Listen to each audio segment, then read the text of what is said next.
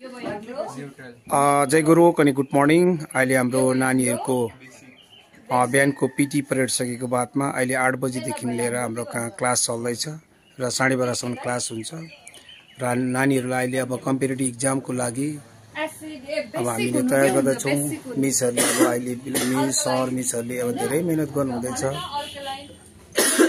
तर दुःख कुरो नानीहरूले हाम्रो नानीहरूले अब दुःख त गर्दैछौँ, तर अब नानीहरूले खालि यो अग्निवीरमा मात्रै अहिले नानीहरूले पास गर्दैछ। बाँकी अब एसएससीमा छ, सीआरपी, बीएसएफ, आसाम राइफलको जति पनि इक्जामहरू हुन्छ त्यो इक्जाममा हाम्रो गोर्खालीको नानीहरूले कसैले पनि पासै गर्नु सक्दैन। पास गरे पनि कम्ती मार्क्स ल्याएर पास गरेको हुन्छ र त्यो कारणले बहुत दुःख लाग्छ। हजुरहरू हेर्नुहोस्, दिन प्रतिदिन हाम्रो गोर्खालीको छोराछोरी हाम्रो अब आसाम राइफल, सीआरपी, बीएसएफमा जति पनि छ, होमको भयो, पुलिसहरूमा भयो, अब नेभी, एयरफोर्सतिर त बिल्कुल छँदै नै छैन है। अब बिल्कुल छैन भन्ने नै भानुहुन्छ, किनभने बिल्कुलै छैन। अब दुःख लाग्छ र त्यो कारणले गर्दाखेरि अब नपढिकन चाहिँ केही पनि हुँदैन। हाम्रो नानीहरू बिल्कुल यो जेनरल नलेजतिर बिल्कुल जिरो छ, बिल्कुलै जिरो। यति अब दुःख लाग्छ के भन्नु। अब अन्त अब जति पनि तल प्लेनको नानीहरू छ यो विषयमा धेरै पढ्छ, उनीहरूले पढ्नुपर्छ। अब अहिले अग्निवीरमा त सबै कुरो भाङभुसुडो पनि सबै जाँदैछ, तर अब त्यसमा सेलेक्सन परेड हो। अब सेलेक्सन पिरियडमा अब त्यो अगर नानीहरूले धेरै मुस्किल पर्छ नानीहरूलाई, र त्यो कारणले गर्दाखेरि चाहिँ हाम्रो नानीहरूले अब दुःख त गर्दैछ। हाम्रो नानीहरूले अब पारा त ल्याउँ, हामी कोसिस गर्दैछौँ, अहिले अब धेरै कोसिस गर्दैछौँ। त दुःख लाग्दो कुरो चाहिँ अब हाम्रो यो प्रकारले हामीले इक्जामहरू पास गरिउन, मेहनत गरिउन भने चाहिँ हाम्रो नानीहरू चाहिँ दिन प्रतिदिन अब यो जति पनि होमको, आसाम राइफल, सीआरपी, बीएसएफमा अब जानु सक्दैन। झन् अब दुःख लाग्दो कुरो के भनेको छ भने अब टिएममा भयो, अब 1070 अब हाम्रो गोर्खा रेजिमेन्टको हो, त्यसमा झन् अब 11 जिआरको हो, र त्यसमा झन् नेपाली अब हाम्रो गोर्खालीको छोराछोरी बिल्कुलै कम्ती भएको छ। अब नआएको बराबर 6-7 जना भएको छ। 6-7 जनामा पनि त्यो घरका लाउरेको हाम्रो भएको छ, र बाँकी 1-2 जना आसामतिरको नेपाली भएको छ। अब हेर्नुहोस्, लाजा मर्दो। अब पहिला भन्थ्यो हामीले 60-40 60% हाम्रो गोर्खाली हुनुपर्छ, अहिले त हामी 5%मा पुगेछौँ हामी। हेर्नुहोस्, अब हालत हेर्नुहोस् त हाम्रो, विचार गर्नुहोस्, दुःख लाग्छ। सबैलाई यो के चाहिँ नि मुटुमा घोच्नुपर्ने मेरो रिक्वेस्ट छ। जति पनि हाम्रो बुद्धिजीवी हुनुहुन्छ उहाँहरूलाई पनि मेरो एकदमै धेरै अब के चाहिँ बिन्ती छ।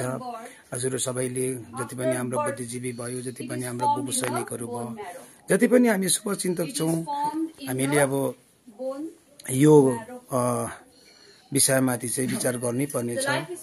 हेर्नुहोस्, हाम्रो लेभेन्जर सेन्टरमा पनि हाम्रो नानीहरू गएको थियो, बडा मुस्किल। अब यो रिलेसन भर्ती मिन्स अब खासमा अब रनिङ र रिटर्न यो मेडिकल पास भयो भने त त्यसमा रिल्याक्सेसन हुनुपर्ने, तर हाम्रो लेभेन्जर सेन्टरमा त्यो भएन। अब धेरै भाइबन्धु नै भएछ भन्ने नै हुन्छ, र त्यहाँको अब सेन्टर कमान्डर साहबले जुन प्रकारले अब कसरी गर्नुहुँदैछ त्यो विषयमा पनि हामीले यो हामी जति पनि अब भूपू सैनिक छ यो विषयमा चाहिँ हामीले ध्यान दिनुपर्छ हजुरहरू। किनभने यो पल्टन अब हाम्रो बाबुबाजेले जति पनि कस्तो दुःख गरेर खडा गरेको छ होइन। जस्तै हाम्रो 1070 हो, अब हामीलाई थाहा छ उनीहरू जति पनि बुढो मान्छेहरू थियो उनीहरूले टायरको चप्पल लगाएर, पिटी सू लगाएर घुम जोरबङ्गलाबाट कोइला बोकेर, चामल बोकेर यो पल्टन खडा गरेको।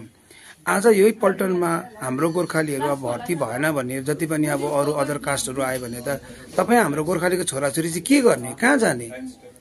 11 जिआरमा पनि हेर्नुहोस् त जम्मै मिक्स गरिदिएको छ गभर्मेन्टले। हामीलाई गोर्खालीलाई बिल्कुल जिरो बनाएको छ, हाम्रो गोर्खालीको अस्तित्व हरायो। अब हेर्नुहोस्, हामी बिल्कुल जिरो छौँ, र त्यो कारणले मलाई चाहिँ मुटुमा घोचेर चाहिँ हामीले यो दुःख गरेको हजुर हेर्नुहोस्। तर हाम्रै मान्छे चाहिँ खुट्टा तान्नेहरू छ, हुन्छ के चाहिँ भन्नु भन्नुहोस् त?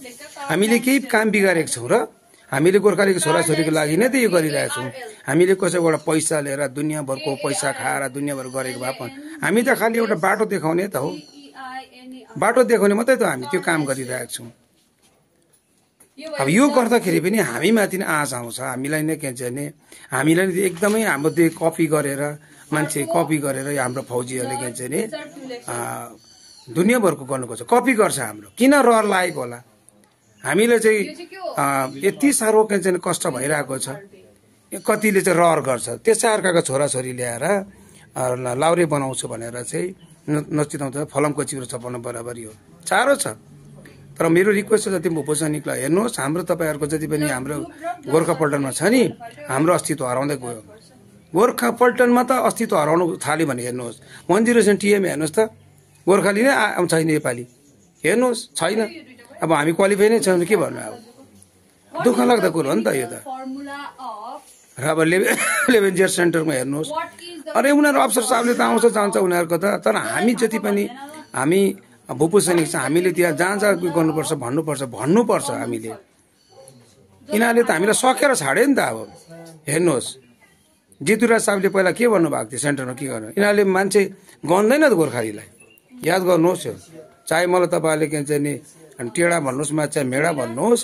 तर म चाहिँ के चाहिँ नि भन्छु यो कुरा चाहिँ धन्यवाद।